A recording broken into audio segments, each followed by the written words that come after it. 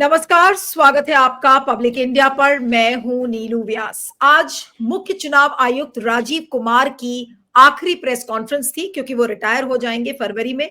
और आज दिल्ली के चुनाव प्रिसाइड करने के पहले उन्होंने अपनी आखिरी प्रेस कॉन्फ्रेंस आज करी। उस प्रेस कॉन्फ्रेंस में उन्होंने बहुत सारे संकेत दिए। पहले तो उन्होंने डेट्स के अनाउंसमेंट के पहले ही उन्होंने एक लंबा खाका, एक लंबा एक्सप्लेनेशन, एक लंबा क्लैरिफिकेशन इस बात का दिया जिन चीजों को लेकर चुनावी प्रक्रिया के ऊपर सवाल खड़े किए जा रहे थे, चाहे वो ईवीएम की टैंपरिंग हो, चाहे वो वोटर टर्नआउट का डेटा हो, या फिर जो अभी चुनाव रूल्स में यानी कि चुनाव के नियमों में जो बदलाव हुए थे उसको लेकर हो। सभी उन्होंने क्लैरिफाई करके उस बात का लबो लुआब यानी कि पूरा एसेंस ये था कि भाई मैंने कुछ गलत नहीं किया है। आप सवाल पूछ सकते हैं लेकिन आप डाउट नहीं कर सकते। ये राजीव कुमार का कहना था कि भाई जो शक करता है तो शक का जो इलाज है वो किसी हकीम के पास नहीं है। और बकायदा उन्होंने 3 शेरो शायरी की और उसमें उन्होंने कहा कि कल हम रहे या ना रहे, जवाब तो देना होगा। तो इस तरीके की शेरो शायरी और फिर उसके बाद कई चीजों में उन्होंने शेरो शायरी का सहारा लेकर और उन सारे सवालों को दरकिनारे कर दिया, ये बताते हुए कि देखिए मैंने अभी तक कोई काम गलत नहीं किया है। आप लोग जो सवाल खड़े कर रहे थे वो सवाल अपनी जगह जायज है, लेकिन मैं तो वही कहूंगा जो मुझे ठीक लग रहा है। एक तरीके से उन्होंने ये कह दिया, हंसते मुस्कुराते और शेरो शायरी करते हुए। उन्होंने ऑपोजिशन ने जितनी भी चीजें उठाई थी, सिविल सोसाइटी के लोगों ने जिन सवालों को खड़े किए थे, उन सारे सवालों के जवाब उन्होंने उन 3 शेरो शायरियों के बीच में उसको ढक दिया। और ये अंत में कह दिया कि अब मैं हिमालय जा रहा हूं, रिटायरमेंट के बाद मुझे डिटॉक्सिफाई करना है, 3-4 महीने में हिमालय रहूंगा और उसके बाद फिर मैं कुछ ना कुछ दान दक्षिणा और पुण्य का काम करूंगा। अब राजीव कुमार ये बता रहे थे कि ईवीएम की कोई टैंपरिंग नहीं हो सकती है। सीसीटीवी फुटेज, जो महमूद प्राचा का जो पिटिशन था जिसकी वजह से पंजाब और हरियाणा हाई कोर्ट ने ऑर्डर दिया था कि सीसीटीवी फुटेज होना दिया जाए, उस सीसीटीवी फुटेज के लिए भी उन्होंने ये कहा कि भाई हम तो उसको शेयर नहीं कर सकते क्योंकि वो ब्रीच ऑफ प्रिवेसी है। तो आज मैंने सोचा कि महमूद प्राचा से point by point rebuttal mister Rajiv Kumar का लिया जाए ताकि वो बता सके और अपने तरह से उनको जवाब देकर बताएं कि आज राजीव कुमार की प्रेस कॉन्फ्रेंस झूठी प्रेस कॉन्फ्रेंस थी या वाकई में आज उन्होंने पब्लिक की नजर में अपने आप को बिल्कुल मिस्टर क्लीन साबित कर दिया। महमूद प्राचा, आपका बहुत बहुत स्वागत है। Thank you so much for joining. पहला सवाल यही कि हिमालय जाने की तैयारी कर रहे हैं मिस्टर राजीव कुमार, क्या सलाह देंगे उनको आप? जी देखिए, ये उनकी अपनी आस्था है। मैं भारत के संविधान में बाबा साहब डॉक्टर भीमराव अंबेडकर ने हर एक व्यक्ति को अपनी आस्था के ऊपर चलने की पूर्ण आजादी दी है, तो मैं बिल्कुल नहीं रोकूंगा। लेकिन मैं उनको एक सलाह देना चाहता हूं, अगर वो कंसिडर करें उसे, तो ये जो वो हिमालय जाके डिटॉक्स करना चाहते हैं, अपने पापों को धोना चाहते हैं, वो वही बेहतर जानते होंगे ज्यादा। मगर भारत में, भारत के संविधान के हिसाब से, बाबा साहब के संविधान के हिसाब से अपने पाप धोने का या उसकी सजा प्राप्त करने का एक ही रास्ता है, वो भारत का संविधान के तहत जो कानून बने हुए हैं। तो हमने उनके खिलाफ कानूनी कार्रवाई शुरू कर रखी है। हालांकि उन्होंने भी मुझे धमकाया है इनडायरेक्टली इस इंटरव्यू के तहत, और मेरे जैसे दूसरे लोगों को भी, कि हम कानूनी कार्रवाई कर सकते हैं लेकिन हम कर नहीं रहे। लेकिन मैं फिर भी कहता हूं मैंने तो कर रखी है, और मैं आपको इन्वाइट करता हूं आप भी करें मेरे खिलाफ कानूनी कार्रवाई। मेरा काम सच्चाई ढूंढने का और भी आसान हो जाएगा। तो मगर एक ही तरीका है, वो है अदालत में केस डलेंगे आपके खिलाफ, बिल्कुल डलेंगे, ये हमारा कानूनी अधिकार है। अगर आप अदालत से बरी होकर निकलेंगे तो आपके पाप धुल जाएंगे। हिमालय जाने से या कहीं और भी जगह जाने से पाप धुलेंगे नहीं, ना आप डिटॉक्स होगे। जो अगर आपने गलत काम किए हैं कुछ, वो टॉक्सिसिटी आपके अंदर है, तो उसको धोने का संवैधानिक तरीका एक ही है। वरना हिमालय के बाद बहुत सारी जेलें भी हैं अच्छी अच्छी, वहां भी कई जगह तो बहुत ज्यादा एनवायरनमेंट भी अच्छा होता है। दिल्ली में भी जो तिहाड़ जेल, महमूद, आपने क्या तैयारी उनको कर ली है कि हिमालय के बाद वो सीधा जेल ही जाएंगे राजीव कुमार? पहले या बाद में तो नहीं बता पाऊंगा मैं, कुछ भी काम पहले या बाद में बताने की मेरे पास क्षमता नहीं है, क्योंकि मैं भविष्य देख नहीं सकता हूँ। लेकिन दिल्ली में मैं बता रहा था, दिल्ली की जो पोल्यूशन है ना, वो तिहाड़ जेल के अंदर, क्योंकि पोल्यूशन भी एनवायरमेंटल पोल्यूशन कम होती है, तो जेलें जो है अपने आप में भी एनवायरमेंटली थोड़ी बहुत बाकी जगह से साफ होती हैं, क्योंकि वहां पे ज्यादा कोई इस प्रकार की पोल्यूटिंग कार्य हो नहीं रहा होता है जिससे हवा पोल्यूट हो। तो ये तो उनकी बात सही है। लेकिन आज की प्रेस कॉन्फ्रेंस में जिस तरीके से वो अपने आप को बिल्कुल पाक साफ बता रहे थे कि देखिए ईवीएम टैंपर नहीं हुआ, हमारे जिन चीजों पे सवाल खड़ा किया जा रहा है उसमें तो हाई कोर्ट और सुप्रीम कोर्ट ने भी अपनी मुहर लगा दी है, आप लोग बेतुके सवाल खड़े कर रहे हैं। एक तरीके से उन्होंने ये बताने की कोशिश की है कि वोटर लिस्ट में जो डिलीशंस है, वोटर टर्नआउट डेटा है, ईवीएम में टैंपरिंग, ये सब कुछ नहीं है, ये सब बकवास की बातें हैं। और उन्होंने कहा कि ये झूठ का गुब्बारा ना उड़ाया जाए। उन्होंने ये भी कहा कि ये झूठ का गुब्बारा है, इसको ना उड़ाया जाए। और शालीनता की उन्होंने उसकी गुहार लगाई। तो क्या कहेंगे ऐसी बातों पर कि आज क्या किया इस कॉन्फ्रेंस के जरिए मिस्टर राजीव कुमार ने? जी, पॉइंट बाय पॉइंट जवाब देता हूं। वो अदालत की बात कर रहे हैं तो Punjab and Haryana high court की अदालत ने तो बोला है कि वीडियोग्राफी और सीसीटीवी फुटेज दे दें। अब उसमें उन्होंने ये बोला है कि हम देंगे सारी, सिर्फ ये नहीं देंगे, उसके लिए हमने कानून बदल दिया है। हाँ, उन्होंने कहा कि सीसीटीवी फुटेज नहीं देंगे क्योंकि वो ब्रीच ऑफ प्राइवेसी है और वोटर का चेहरा नहीं दिखा सकते बूथ के अंदर का सिर्फ। हाँ, बाकी को मना नहीं किया, बाकी कह रहे हैं हम देंगे। तो चलिए उनकी बात में बड़ी करता हूं, बाकी दे दें, अभी बूथ वाली मत दें, वो हम अदालत से ले लेंगे, बाकी तो दे दें। कोर्ट की इतनी ज्यादा इज्जत है उनकी नजरों में, तो बाकी दे दें। मेरा काम क्या है, मैं उनकी सारी सच्चाइयों को, जो उनके आज दावे किए हैं ना उन्होंने, मैं ये चाहता हूं, मेरी पूरी कोशिश है कि उनके सारे दावे जो है सच्चे साबित हो जाएं। और हम सभी लोग, मैं भी, देवासायन साहब, प्रभाकर परकला साहब, ये कोलसे पाटिल साहब, डॉक्टर प्यारेलाल गर्ग साहब, हम सब लोग, राजू पुरलेकर साहब, सब लोग झूठे साबित हो जाएं। और कोर्ट का आदेश भी है और वो कह रहे हैं मैं दे भी दूंगा, तो वो जल्दी से जल्दी 90 की 90 सीटों की मुझे videography, CCTV footage, form 17C और दूसरे फॉर्म्स दे दें। अदालत ने जो बोला है वो मत दें, जो बूथ के जिसको वो मना कर रहे हैं, तो वो सच्चे साबित हो जाएंगे, हम लोग झूठे साबित हो जाएंगे। अगर इसका उल्टा तो नहीं हो सकता कभी क्या? उस डर के मारे वो नहीं दे रहे हैं अभी तक। अब तो 6 हफ्ते पूरे होने वाले हैं, वो कंटेम्प्ट भी झेलेंगे अब तो, लेकिन वो दे नहीं रहे। तो ऐसी क्या चीज है जो अपनी सच्चाई दिखाने के लिए वो नहीं देना चाहते? फिर उसके लिए उन्होंने 3600 साल का बहाना कर दिया है कि 3600 साल लग जाएंगे। अगर मैं भी इतनी छिचली आर्ग्यूमेंट्स देने लगूं, तो राजीव कुमार जी ने मुझे कहा है कि मुझे 3600 साल लग जाएंगे अगर वो वीडियोग्राफी बूथ की दे देंगे मुझे, क्योंकि उसमें इतने सारे लाखों करोड़ों घंटे की होगी वो। तो मैं भी एक ऐसे ही हल्का सवाल पूछ सकता हूं उनसे, क्योंकि वो बहुत ही निम्न स्तरीय सवाल होगा जैसे उन्होंने मुझसे पूछा है। मैं भी ये कह सकता हूँ, राजीव कुमार जी आप ये बताइए कि आप जो ये चुनाव कराते हो, आपको अकेले को, जैसे मुझे अकेले देखनी पड़ेगी ना वो सारी वीडियो, मैं तो हर एक बूथ वाले को दे नहीं दूंगा कि आप अपने बूथ की देखो, आप अपने बूथ की देखो। तो अगर ये चुनाव कराने के लिए अकेले निकल पड़ेंगे, और ये जो बोलते हैं 50 लाख से भी ज्यादा इसमें हम पर्सनल को या कर्मचारियों को इस्तेमाल करते हैं, तो उसमें तो मेरे ख्याल से 5000 साल लग जाएंगे फिर चुनाव कराने में। तो ऐसी हल्के स्तर की बातें और आर्गुमेंट चुनाव आयोग जो एक संवैधानिक पद पे बैठे हैं उनको देना चाहिए क्या? ये मैं जनता के ऊपर छोड़ता हूं। अब हम आगे चलते हैं। चलिए, अब इन्होंने वोटर लिस्ट की बात कही।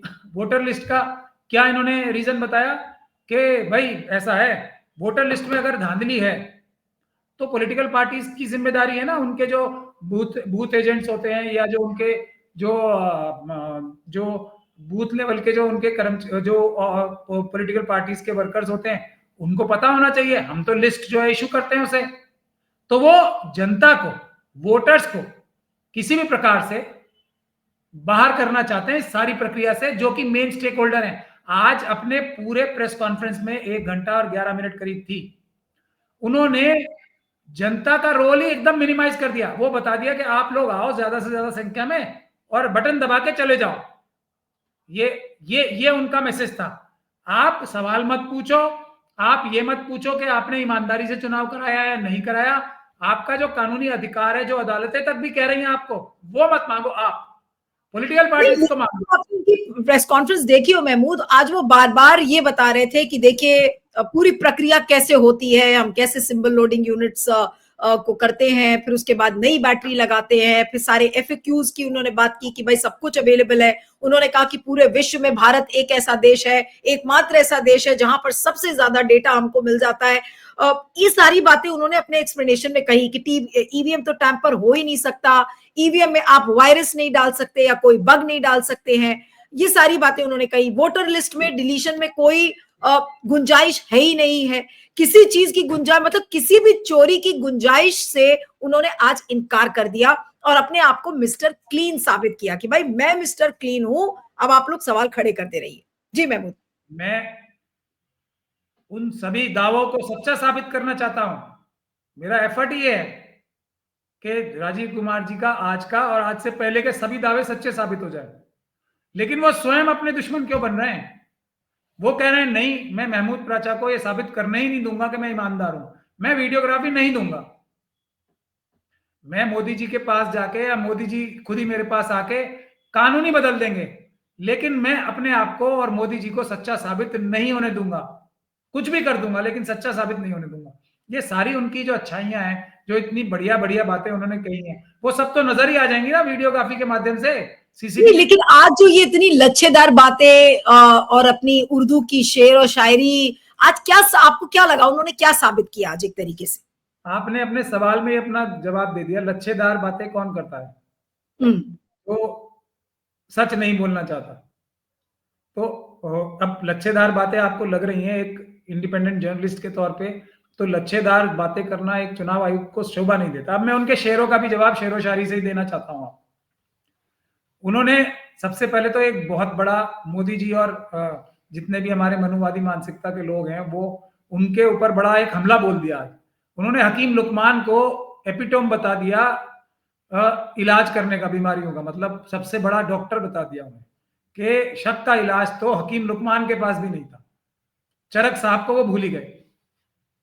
जो मोदी जी हैं और बाकी जो हैं वो लोग, हम लोग भी, क्योंकि भारतीय चिकित्सा जो विज्ञान है उसके जनक जो माने जाते हैं चरक साहब माने जाते हैं, हकीम लुकमान नहीं माने जाते। चलिए अब हम दूसरी बात पे आते हैं। शक का इलाज हकीम लुकमान साहब के पास था या नहीं था, ये इनको किसने बताया? मेरे ख्याल से तो था उनके पास, क्योंकि वो दिमागी बीमारियों से लेके और पैर की अंगूठे तक की जो बीमारी होती थी सबको ठीक करते थे। अगर किसी को दिमागी बीमारी भी है तो हकीम लुकमान उसको ठीक कर सकते थे। तो ऐसा भी नहीं है कि शक जो है दिमाग में ही आता है। और शक की दूर करने के लिए जो सबसे अच्छा इलाज दवा है वो भारत का संविधान है, जो साइंटिफिक टेम्परामेंट को डालने के लिए हर एक नागरिक को एग्जॉर्ट करता है, या कि आपको साइंटिफिक टेम्परामेंट होना चाहिए। हर शक जो ह्यूमन माइंड में आता है वो साइंस से दूर होता है। तो हम भी वही कह रहे हैं, आप साइंस से दूर करो ना, आप शेरो शायरी से दूर मत करो। साइंस से दूर करने के लिए तो मैंने आपको मदद की है कि वीडियोग्राफी दे दो, सब देख लेंगे कि आपको लगता है कि शेरो शायरी की मदद से राजीव कुमार अपने सारे पापों को धोने की कोशिश कर रहे हैं? भाई उनको सारे सवाल का जो जवाब है उनकी शेरो शायरी में ही छुपा हुआ है। बल्कि वो और अपने झूठ के दलदल में, मुझे ऐसा लगता है, और फंसते जा रहे हैं जितना वो इस प्रकार की शेरो शायरी करते हैं। मैं उनकी शेर के जवाब एक ही शेर से देना चाहता हूं। आज यही हुआ है उनके साथ। जो चुप, ये गालिब साहब का शेर है, जो चुप रहेगी जुबान खंजर, लहू पुकारेगा आस्ती का। तो आज जो उन्होंने डेमोक्रेसी की, भारत के संविधान की हत्या जो की है, उसके खून के निशान उनकी बातों में, यानी कि उनकी आस्तीन में साफ नजर आ गए। जो आस्तीन का लहू है भारत के संविधान के, जो उन्होंने हत्या कर रहे हैं, वो दिन ब दिन भारत की डेमोक्रेसी की जो हत्या कर रहे हैं दिन ब दिन, वो बिल्कुल उजागर हो गई उनके इस जो आज की प्रेस कॉन्फ्रेंस है, जिसमें उन्होंने पहले 33 मिनट, और जबकि ओपनिंग रिमार्क्स में बोला था कि मैं 93-2 यानी कि मेरी जजमेंट के बाद जो चेंज किया है उसके बारे में भी बोलेंगे वो, लेकिन वो बोला ही नहीं इन्होंने। लेकिन अब उनका दुर्भाग्य या देश का सौभाग्य, जो सबसे पहला सवाल पूछा वही उनसे इस चेंज का पूछा, तो फिर उन्हें मजबूरी में गोल गोल और लच्छेदार जवाब देके उससे जान छुड़ानी पड़ी कि हम तो देना चाहते हैं और देंगे, सिर्फ वो नहीं देंगे जो बूथ के अंदर हुआ है। तो उसका जवाब है आपने अभी जिस शेरो शायरी का जिक्र किया उसमें आपने उनके आस्तीन पर खून बताया, तो क्या एक कॉमन मैन के समझने के लिए क्या इसका मतलब है कि क्या राजीव कुमार के हाथ खून से रंगे हैं क्योंकि उन्होंने संविधान और लोकतंत्र का गला एक तरीके से घोटा है, उसकी हत्या की है, इस वजह से आप ये कह रहे हैं कि राजीव कुमार के हाथ खून से सन चुके हैं? फिगरेटिवली स्पीकिंग, देखिए, जो इस शेर का मतलब है वो मैं आम लोगों की भाषा में भी समझा दूं। अगर कोई कातिल है, वो कत्ल करता है, तो वो अमूमन क्या होता है कि वो जो चाकू या खंजर का निशान होते हैं, तो वो उसको धो के या किसी तरीके से साफ कर देता है कि खंजर पे खून के निशान ना मिले। लेकिन उस चाकू मारने के या खंजर मारने के दौरान उसके आस्तीन पे कुछ निशान छूट जाते हैं। इस शेर का मतलब यह है कि अगर कोई कत्ल करता है तो वो कहीं ना कहीं उसके निशान छोड़ जाता है, और वो निशान जो है अपने आप बोलते हैं। तो आप यानी कि मिस्टर महमूद प्राचार राजीव कुमार को एक कातिल के नजरिए से देखते हैं? इस शेर की यानी कि नजर से देखा आपको जाए, इस शेर की नजर से देखा जाए तो वो डेमोक्रेसी की जो हत्या कर रहे थे, जो वो लोकतंत्र की हत्या कर रहे थे, जो वो कर रहे थे और कर रहे हैं, मशीनों द्वारा चुनाव करा के, मशीनों में धांधली करके, क्योंकि वो चुनाव में जो उनकी गारंटीज हैं, जो उनका प्रोटोकॉल है, उसको फॉलो नहीं कर रहे हैं। ये कार्य करके वो डेमोक्रेसी, लोकतंत्र की हत्या कर रहे हैं। और उनकी इस प्रेस कॉन्फ्रेंस से उनकी आस्तीन यानी कि उनके शब्द ही बोल पड़े कि हाँ, मैं ही कातिल हूं, मैंने ये अपराध किए हैं।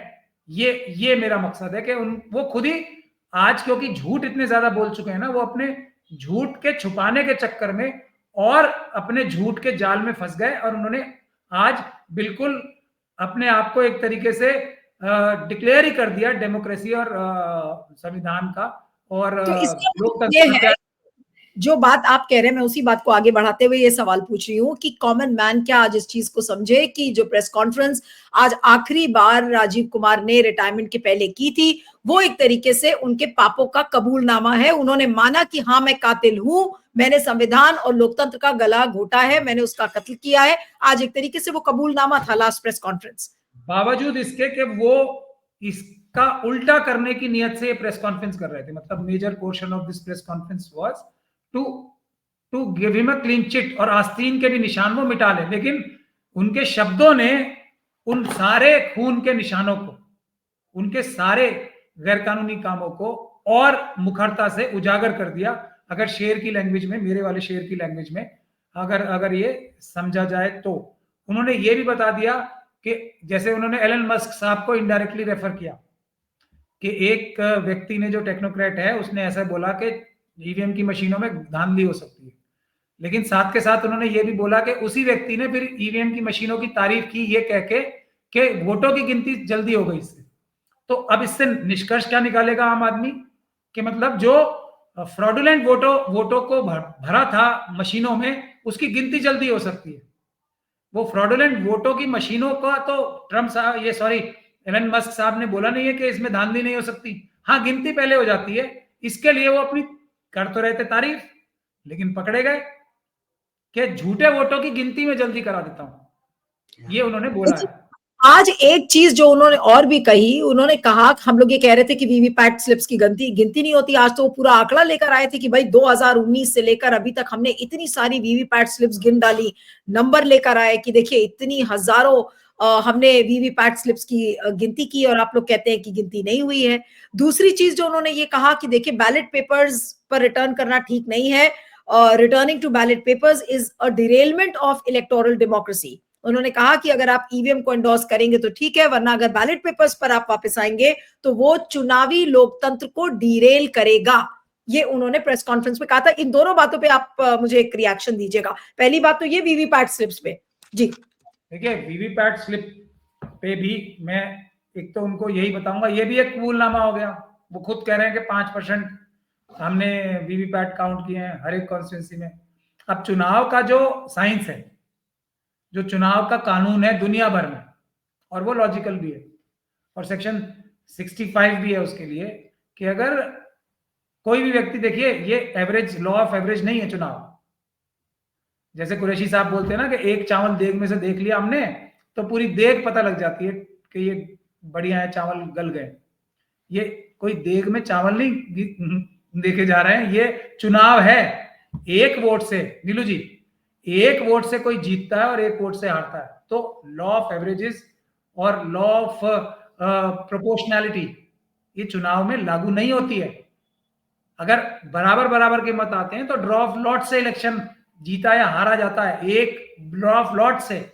सेक्शन 65 है। अब चुनाव आयोग साहब का ये दूसरा कन्फेशन हो गया, क्योंकि उन्होंने कानून शायद पढ़ा ही नहीं है, या जो उनके सलाहकार हैं वो भी मोदी जी के सलाहकार जैसे हैं, वो भी अडानी जी को सब कुछ दे देने के चक्कर में, अंबानी जी को, यूसुफ लुलू जैसे लोगों को सब कुछ दे देने के चक्कर में सारा कानून भूल जाते हैं। तो ऐसे ही इनके सलाहकार हैं, वो ये भूल ही गए कि लॉ ऑफ एवरेजेस नहीं चलता है। तो ये उनकी दूसरी कन्फेशन हो गई। और बताइए, और एक कन्फेशन उनकी, जो आप तीसरा सवाल जो बता रही है कि जो अब वो उन्होंने कहा कि बैलेट पेपर्स पे वापस जाना मतलब चुनावी लोकतंत्र को डीरेल करना है, दूसरा ये चीज बोली। मतलब वापस जाना, फिर उन्हें कानून नहीं पता है, फिर उनकी कन्फेशन हो गई एक तरह से। सेक्शन 59 कहता है manner of voting in at elections, at every election where a poll is taken vote shall be given by ballot. ये तो सेक्शन 59 जो आज का कानून है। अब तो वापस थोड़ी जाना है। फिर सेक्शन 61 कैपिटल ए वापस जाने का जो कह रहे हैं, वापस नहीं, अगर पेपर बैलेट से चुनाव नहीं कराना है तो उसका प्रावधान दे रखा है सेक्शन 61 कैपिटल ए में। तो ये उनकी दूसरी उनकी कन्फेशन हो गई। अब मैं 61 कैपिटल ए पढ़ देता हूं आपको।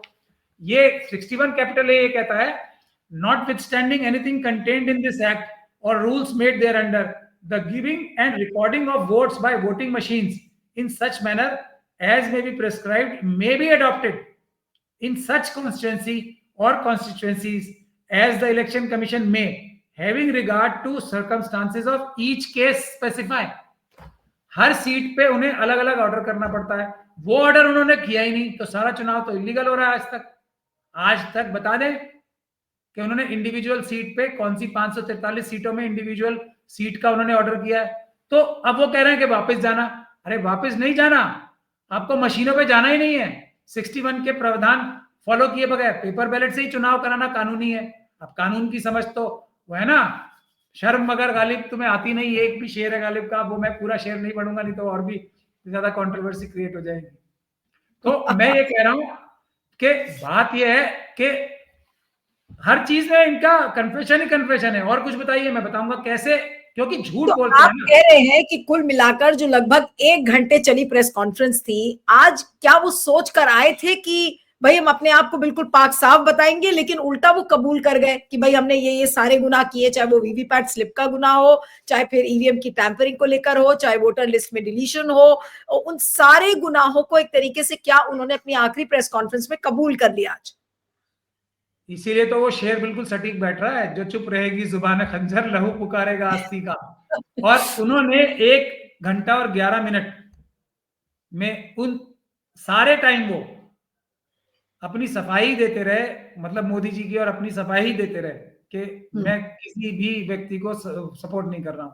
हाँ, वो बीच में कुछ थोड़े से मिनट ऐसे थे जिसमें उन्होंने दिल्ली के चुनाव की भी अनाउंसमेंट कर डाली।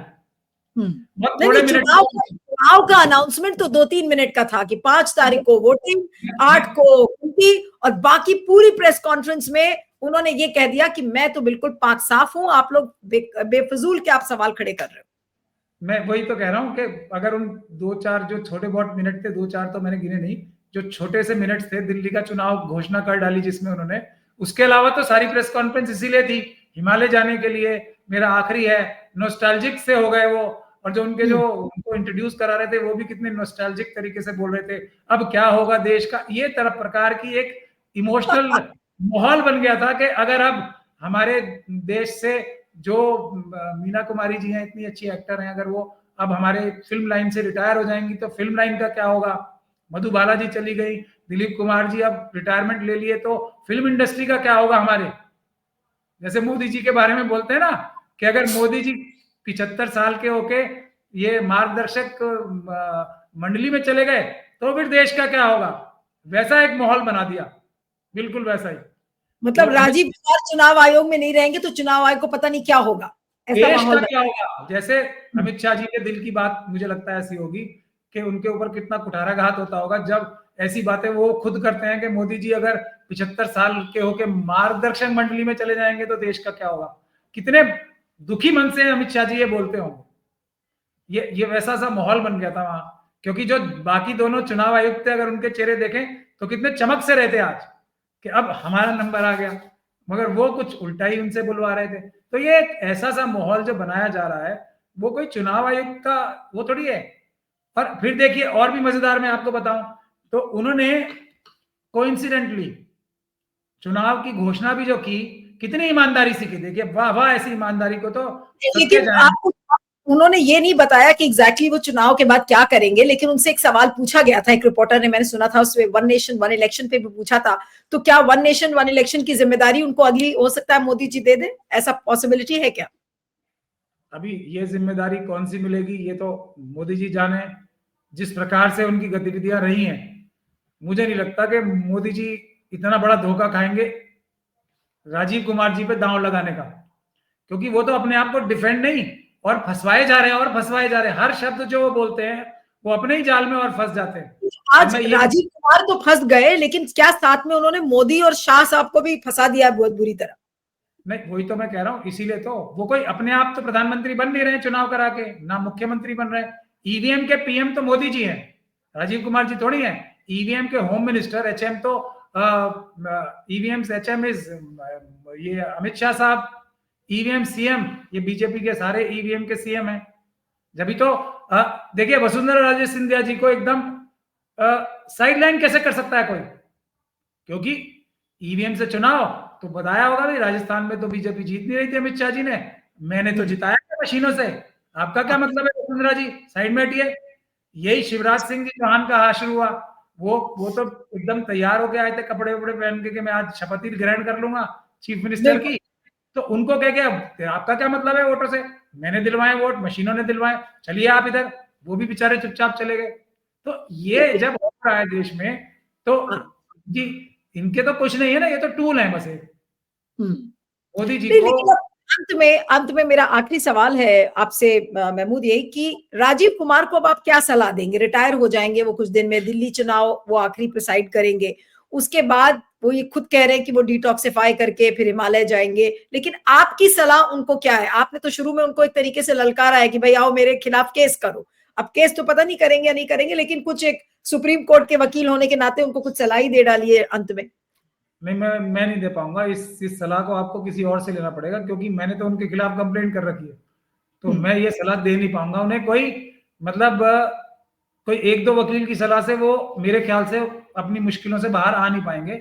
तो उन्हें देश के सारे सीनियर एडवोकेट्स, और मोदी जी अभी तो हैं वो, तो उनको सभी सीनियर एडवोकेट जितने भी हैं देश में, सबसे सलाह ले सकते हैं वो अभी, कि ये जो महमूद प्राचा जी ने मेरे खिलाफ कंप्लेंट की है, इससे मैं बचूंगा कैसे। ये मैं सलाह इतनी भर दे सकता हूं कि वो सारे टॉप लॉयर्स को एंगेज कर ले अभी, क्योंकि अभी तो सरकारी खर्चे पे होंगे, बाद में तो फिर हिमालय में पता नहीं उनके पास क्या क्या ऐसे इनकम होगा, और ये सब वकील बहुत महंगे हैं।